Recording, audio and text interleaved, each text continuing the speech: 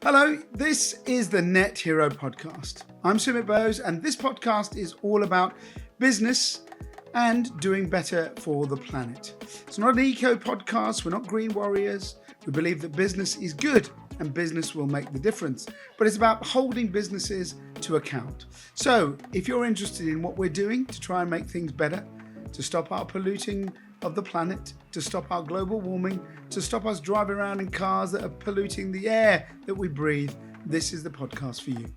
It's all about business, it's about invention, it's about entrepreneurs, scientists, and frankly, there's a few wild cards as well. Do hope you enjoy listening to this episode, and make sure you subscribe and follow us on your social media platforms, and please check out our two news websites, energylivenews.com and Future Net Zero. On with the show. Hello, we are back. Sorry, it's been a bit of a long delay, but then what the hell? I needed some time off, so did the team. But we're back for a new year of podcasts, and we're going to hit the ground running with some great topics this year. We're going to cover everything that we normally do. And remember, if it's the first time you're listening in or watching, then welcome. We cover stories that matter to you if you're interested in not screwing up the planet. We're not an eco-warrior website or platform. We believe business is good. We believe business is the solution, but we also believe that business has responsibility. So let's recap where we are. If you look at what's been happening over the summer, we've had a very, very hot summer. In fact, the hottest one the UK's had on record technically in terms of kind of how many heat waves we had. You've seen the stuff that's gone over the last couple of years, and obviously everyone knows that the factors around global warming, the fact that we've probably realistically breached 1.5 degrees has already happened. These are all now pretty much out there. But one of the things that we look at when we look at extreme weather is obviously infrastructure. We look at kind of how things function, trains screw up, power cuts, all of that. And we do talk about health, but maybe not as much as we should.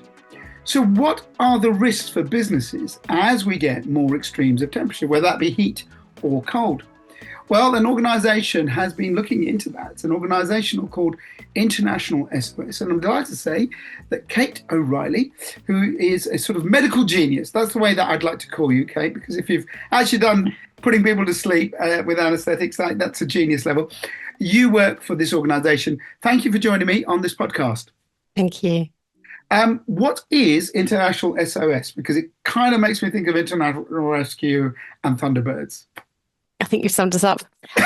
So we are a company, we're world's leading actually medical and travel risk company. And what does that mean? We look after clients globally, we have a global footprint, and we look after their medical security and travel needs. So people can call in and ask us questions. We also do policies, help them create policies.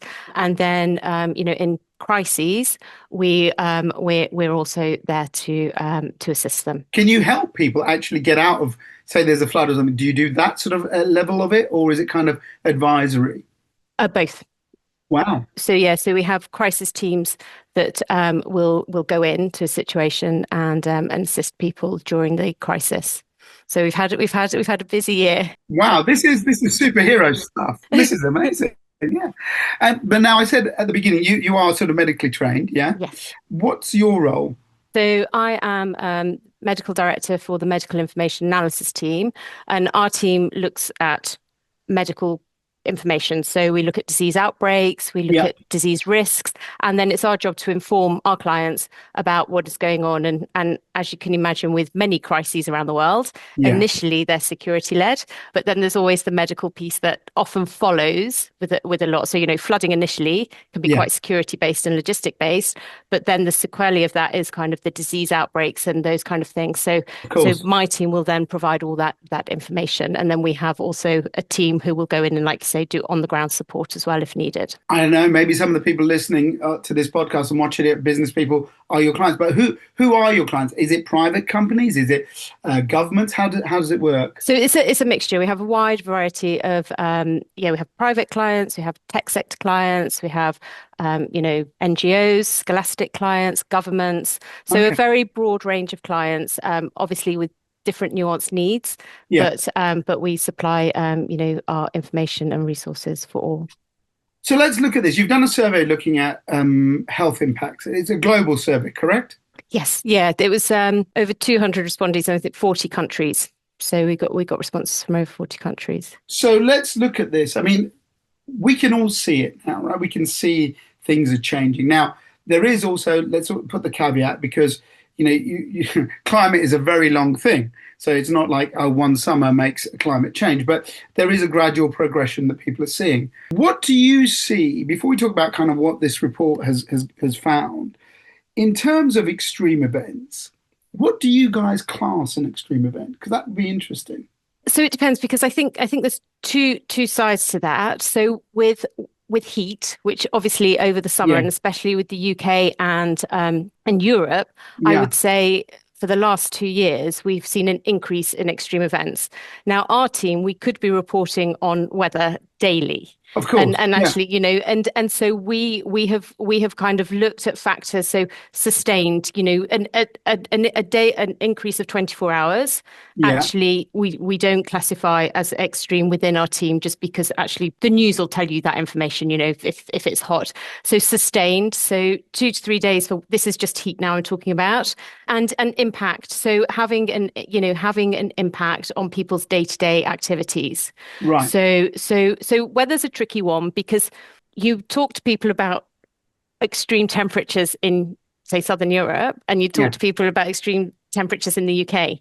Now, very different outlets. completely different outlook. Absolutely. And so putting definitions around those things where people take siesta in Europe, people stay out of the midday Of sun. course, They absolutely. take measures naturally, and yet in the UK, we wouldn't, we're there sweating on the tube. They're all out, all the tourists. Yeah, Exactly, yeah. exactly. So it's a definitions, and so we try to kind of think about this impact on daily activities, and then what do we need to tell our audience? And obviously we have people traveling to places, so Yes. we've got to think of the people in country, but we've also got to think of our travelers, business travelers and other travelers who are going to these places and warning them. And I think we'll see as you kind of chat that the preparation piece when we're talking about extreme events is key.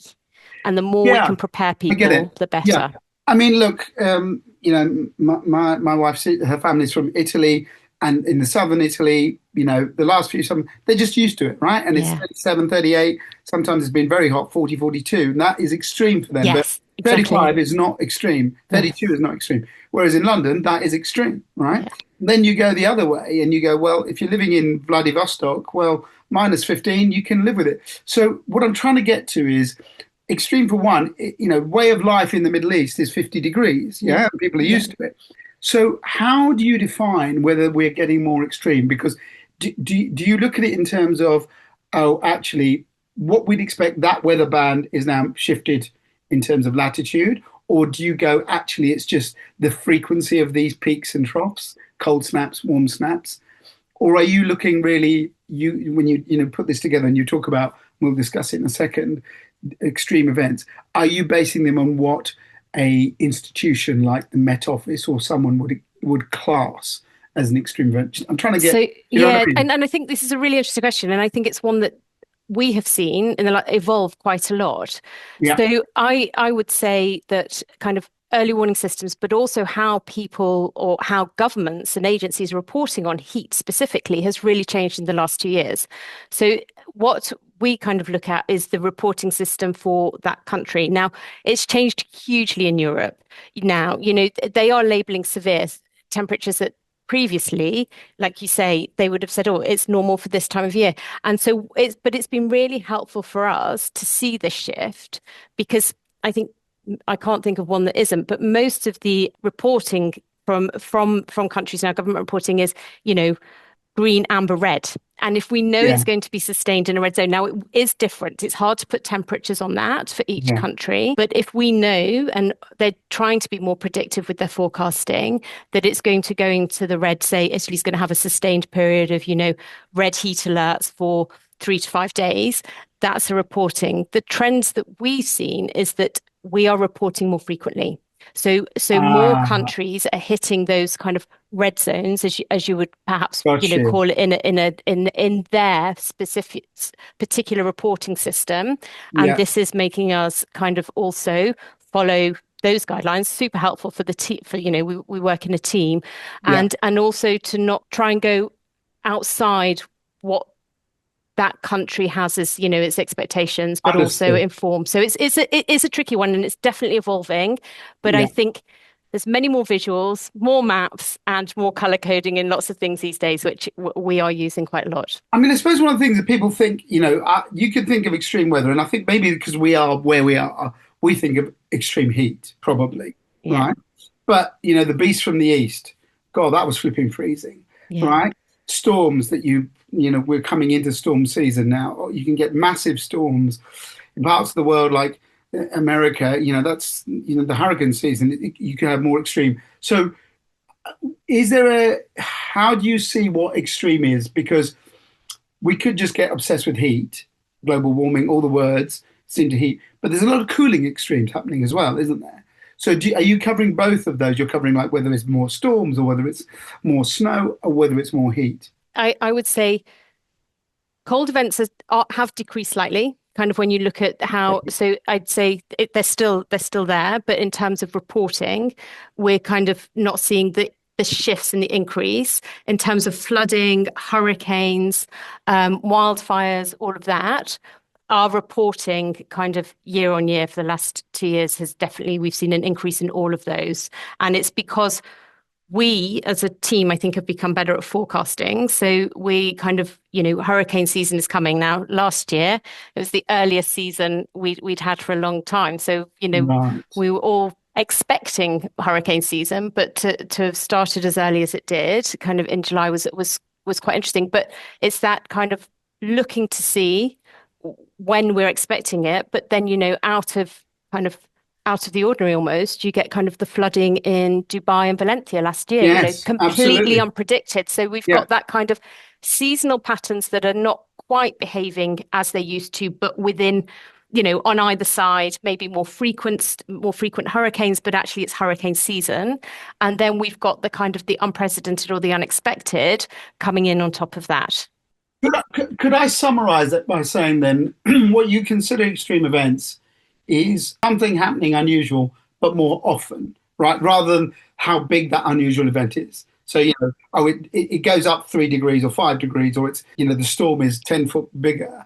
What you're saying is you get 10-foot storm and it's a normal one. It's a really big, huge rise, but you're getting four of them rather than two of them, or, seven of them. That when you talk to business and stuff, you say, look, let's talk about risk. Is the risk of not the individual event, because we can get that is weather, but the frequency of that individual that's increasing. Definitely. I think that's the increase, the frequency, but also kind of a hurricane out at sea that becomes, it doesn't matter, it's where Yeah. it makes landfall and the impact it's going to have as well. So there's other parameters that, so we're watching kind of hurricanes in a way are quite a good one in terms of how we're reporting because we can see it evolving and you can watch and we can update Mm, in real time. So you can think where's it projected to make landfall? Where's it going to make landfall? And actually, that's very different from some of the events where it kind of takes you more by surprise. So there's yeah. a lot of factors that kind of feed into our reporting, but frequency, I would say definitely in terms of, when we're talking about extreme weather events is definitely the thing that we've seen kind of increase quite significantly over, the last 2 years, definitely from our data. You say you're global, and the people who responded to this, you said, I think 40 countries, is that right? 40 countries, yeah. Right. So obviously, my family background in India, the monsoon is vital, but that's been changing, right? You go to Southeast Asia, there's more flooding going on. You go to parts of Africa, there's drought, and then so are you seeing patterns? And we can always have that lens that's very Eurocentric, going, oh, it's mattering here. So what's been the kind of pattern in other parts of the world? And when you do your survey, are you seeing the similarity of more extremes everywhere, sort of thing? I think we've kind of used normal patterns for a long time. It's monsoon season, Yeah. we've got monsoon season in Asia, we've got, currently in Nepal, not only have we got, protests, but we've also got monsoon, which Yep. brings on other, aspects of, Yep. but actually that normal has changed significantly. So what we're Right. seeing is that what used to say mosquito-borne diseases will increase during this time of year due to the increased rains. So, in Asia, and actually now we're seeing outbreaks of mosquito-borne disease much more kind of throughout the year and not so predictable. So Uh, we're losing that predictability in terms of seasonality and weather events, and it's becoming much more kind of merged almost. And yes, so like I said, mosquito-borne disease is quite a good example of where there used to be a season and we've yeah. lost those Yeah. kind of months. Yeah. I remember my granny telling me that, but yeah, this time they bite you a lot. So this global pattern, what does it mean for businesses? Before we talk about the survey in detail, what does it mean? They just need to be more aware that this is happening. I think that it speaks to that kind of preparation piece. So there needs to be an increased awareness, but an increased preparation. Your risk assessments need to take into account that it's not, well, it's hurricane season now, and then it's flooding season. And, there needs to be kind of flexibility within those assessments to be able to respond quickly and agilely to what's going on. So, you perform your risk assessments, Yeah. you factor in what you know, but you also have to be prepared for what you don't know, and then adapt to those changes by staying informed and keeping up to date. Looking at your survey, you had 200 decision makers, it says, from 40 countries. And Yeah. there's a couple of stats that jump out. One is 65% said that an extreme weather event had impacted their organization in the last 5 years. And 77%, that's quite huge, expect an increase in these events in the short term and longer term. So it appears there is definitely, there's the science, isn't there? And then there's what you'd call is, whether it's conjecture or real kind of evidence. But you're starting to see businesses giving you evidence that they're being affected. Yeah, absolutely. And we've got several examples where, I said to you, in crises, so the flooding or wildfires in California, where, businesses were severely impacted. And I think Yeah, yeah, of course. they'd put measures in place, but it still took them by surprise. So there was still, we ended up finding that it was actually consumables that in the California wildfires where people wanted, water and face masks and things. So it's kind of those elements where suddenly they've planned, but actually there's other needs within that plan that they hadn't quite factored for. You talk about the severity of events in terms of kind of how it affects a business. And I suppose the main thing that people think about is are things going to work, right? The simple thing. It overheats, your computer doesn't work, right? Train lines go down, people can't get places, flights, all of that stuff. You might have delays in food and shipments and things like these are all things that the medical side of things, people sort of well, maybe I'm making an assumption, but I kind of see that as disasters, right? We all know that. There's a big drought, then you think, oh, medical. But are there more subtle medical effects from just, a few days of bad weather, a few days of hot weather that not an extreme disaster the way we see it, that you think people need to be aware about? Because you say 80% more medical climate related alerts were issued. So it seems to be, again, I'm trying to work out what you'd consider that, me being ill because I've got the runs, that might be one thing. But, hundreds of people getting diarrhea because of water contamination, because of heat, that's a big medical incident. So how are you looking at that? Where are you coming to in trying to say how many more events because of this extreme weather are causing medical issues?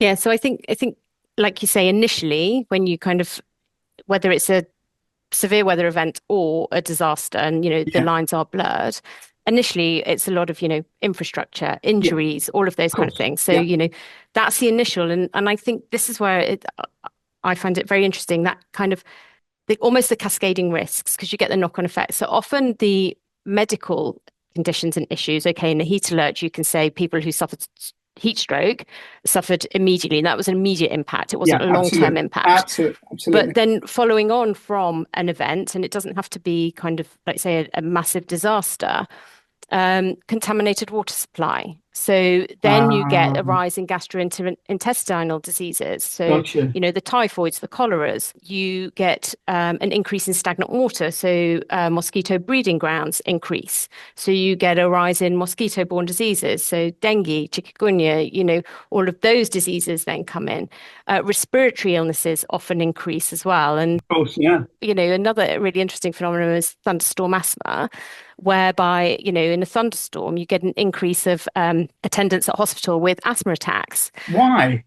I mean, so direct mechanism is not fully understood, but what it's thought to be due to is kind of pollen particles in the air. You get this increase of Ah, pressure, and then the particles kind of disseminate, so they become smaller. It's kind of the increased concentration, and then people get kind of this asthma attack and end up at emergency departments. So really fascinating.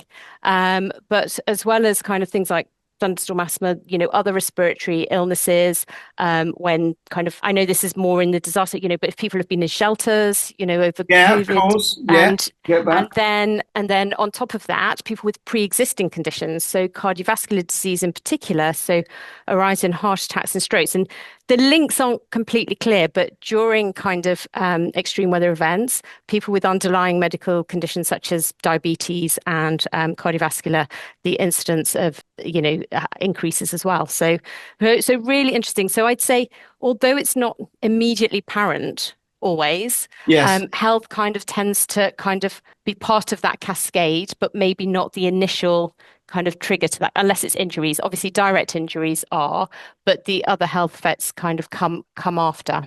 Yeah, yeah. Yeah, and no, that's true. Actually, you don't really think about that.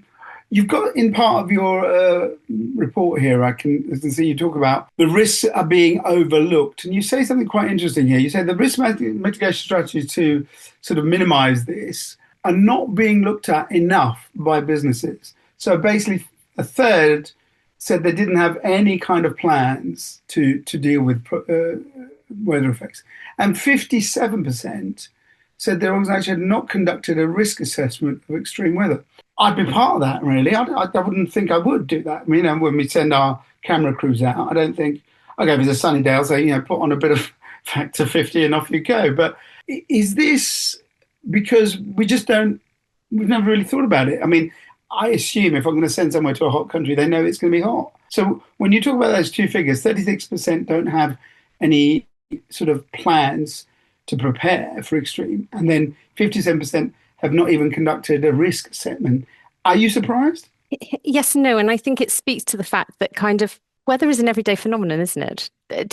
Like the weather forecast is meant to be hot tomorrow. Okay, I'll prepare for it to be hot. And so Yeah, that's an exactly. individual risk. Yes, And kind of exactly. as an individual, you hopefully do your own individual risk assessment because you're like, will I wear a hat? Will I carry a bottle of water Yeah, on the exactly. tube if I'm traveling? Will I wear appropriate clothing? At an organizational level, Yes. Should I be putting in? You'd be a real nanny state, wouldn't I? Say, by the way, guys, it's hot. You've got to put. I mean, do you see what I'm trying to get to? I think yes, my yeah, employees go, you know the score. Get out there and dress the way it should be. yes, absolutely.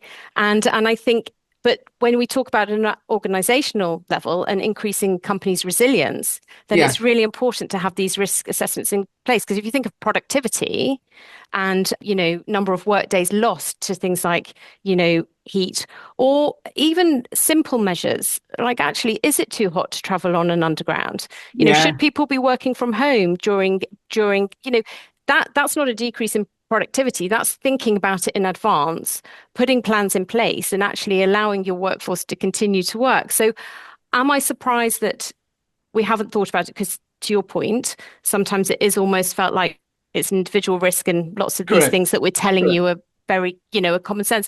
But actually, at the organizational level, what are we trying to do? We're trying to look after our individual workforce. We're trying to make sure we have a healthy, productive, and hopefully happy workforce. And therefore, by doing those risk assessments and putting some measures in place, and like you say, it feels when you're saying, if you put your sun cream on, have you taken measures? But actually, at an organizational level, how have we thought about is the building structure, suitable Hmm. for, the weather? Are the conditions that we're expecting people to work in appropriate? Are they wearing the right clothing if they're working outside? Have they got breaks? Now, different parts of the world, Yeah, as we that's spoke true. about, Yeah, Southern yeah, Europe yeah, will yeah. have factored that in and actually have quite strict rules about, kind of working outside. But other parts of the world, it's different. But as a global company, which many are, then you've got to factor these things in and actually doing that risk assessment and putting policies in place actually protects your workforce, which is, the important thing. Let's do a quick. You'll love this. I want diseases. You're good at this, yeah. So you're going to hit a little list here of health conditions exacerbated by extreme weather. So let's go through some of them. I think you've talked a few. So give me a few that extreme weather, whether it's hot or cold, can cause things. So, okay, so let's start with kind of pre-existing conditions. Okay. So high blood pressure, Yeah. so hypertension, cardiovascular disease I've touched on already, but increase in heart attacks during extreme weather. Stroke is another Can one. that be hot and cold? It could be either, could Yes, it? but Or is it maybe more evidence around hot, but yes, it more can. than right? Okay. So, what other system? We've got respiratory illnesses. Yeah. So, we've already spoken about increase in asthma, and that can also, you can see an increase in respiratory illnesses kind of when with air pollution as well. So, if, Yeah. Of if kind course. of Yeah. you've Yeah. got stagnant air and things like that. So, respiratory and mental health, I think we often kind of forget that burden, but there's an increase in anxiety and depression post extreme weather events, but also often during and actually with heat, there's been quite a few studies that gender-based violence increases during Wow. extreme. Yeah, so that's kind of and also what we've got to remember as well as like the disease systems, and then we haven't touched. I'm trying to work down the body here, gastrointestinal, where we've Oh got yeah. your kind of diarrhea and vomiting and all of those that Yeah. kind of can either be infectious, which we've spoken a little bit about, but can also actually, you can get kind of disturbances with extreme heat that, not related to infections.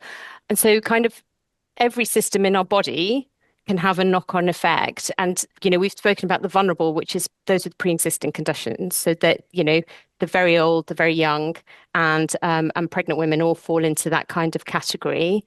So let me just give you a scenario for a company that's going to send someone, say, they've got diabetes, for example, and they're Yeah. going to send someone to a very hot country for a conference for a few days. Should I be aware as the boss? I'm sending someone, do you see what I mean? Because I'd think, well, that's their private health and they know how to look after themselves. They've been a diabetic all their lives or whatever. They know the medicine. Or is it on the employers that, oh, by the way, do you need to take anything? Have you got, do you see what I mean? Yeah, Because there is absolutely. this balance here between privacy and private choice. And I wouldn't want a boss telling me, oh, you got your pills. Nothing to do with you. Send me to do my job. So where do you sit on that? Yeah, so and I think you're right, confidential information, a person's Correct. confidential I, information is I I their might not want information to and they tell might my not want boss to of it. share.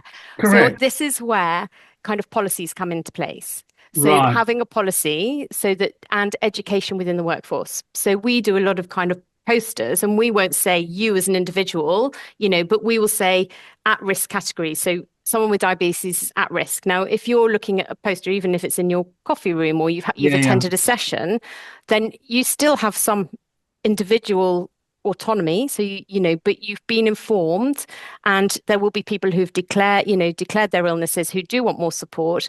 But I think that education piece, and I think the education training is often overlooked because you're not targeting people then.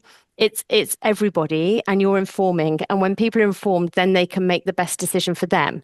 And it might be to involve others, but actually you're still protecting their own confidential information, which is so important. Yeah, absolutely. Yeah, I mean, that is the thing, isn't it? If someone's got, say, they've got some sort of digestive problems that they have, they don't want that exposed to people. And then you go, by the way, you're going here. Have you taken the. So it's a tricky one for businesses to navigate. So what's your advice then, basically? Because you don't want to nanny, but you don't also then want someone coming back and going, oh, hang on a second, you put me in this situation, I got this, I'm going to sue you. It's really tricky. And we have examples where people have gone to countries which they perhaps shouldn't have, Mm, but actually, like you say, there's individual risk which they're responsible for, and then there's the company risk, what organizations take on, and that's where having the risk assessment and the policies is so important, because then you share that information with your workforce.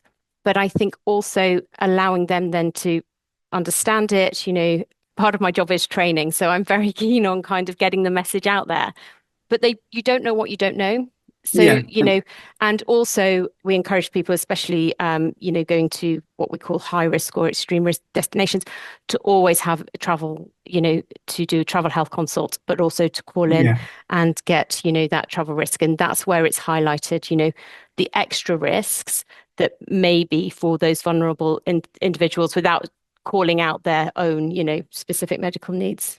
Yeah. Yeah. I mean, like, I used to do the travel program years ago with the BBC, and when I went on a shoot, there'd be an assessment of kind of Yes, what's the weather like, and certain zones they gave me vaccinations. It was exactly. my choice whether to take it or not. Yes. Right? Yeah. So this is the other thing I'm trying to get to, which is if I hadn't taken it, could I then go and sue the BBC and say, well, hang on, you put me there? But they gave me the choice, right? So looking forward, if we're going to have more of these events, more frequency, what would your recommendations from this report be for businesses and organizations? Is it about just be more aware, or is it about being more prescriptive? I think the first bit is the risk assessment and include health in that assessment. So, if you're going to do a risk assessment, do, and make sure that that has been performed, and then that will inform your policies. So then, a policy, and it's not going to be one policy fits all, because as we've discussed, there's difference between, Yeah, there's even difference between heat and cold, isn't there? But of you've got the course. flooding and Of you've course. got everything. Yeah. And then staying informed, because things change and the norm is no longer the norm. Do you know what I mean? So having those early warning systems, which are improving, but just being informed, following the advice of local authorities. If people are saying don't go outside, whether it's because of severe air pollution or heat or whatever it is, being informed and following that advice is, can really help. And then understand kind of the capabilities, but plan and have a plan. And for things like hurricanes and stuff, have a drill, practice it. Where are you Yeah. going to Yeah. meet? Yeah. Yeah. Have you got a grab bag? All these Yeah. things that we know the theory of, but have you practiced it? I mean, when you go to a hotel, one of the parts, is parts of training is, make sure you know where your fire escapes are and walk the route. How many of us do that? Yeah, Never. but it's the same for No. planning ahead, isn't it? Yeah. For Yeah. a weather event, it's kind of Yeah. like we know what we should do, and we know we should have a grab bag. We know that we should have practiced a drill, but do it.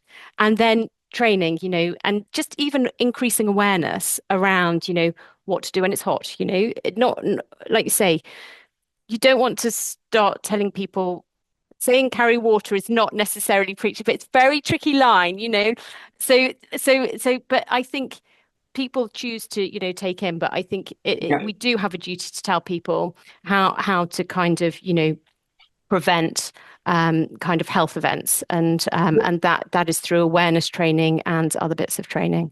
What's your conclusion from this report? What's the state we're in?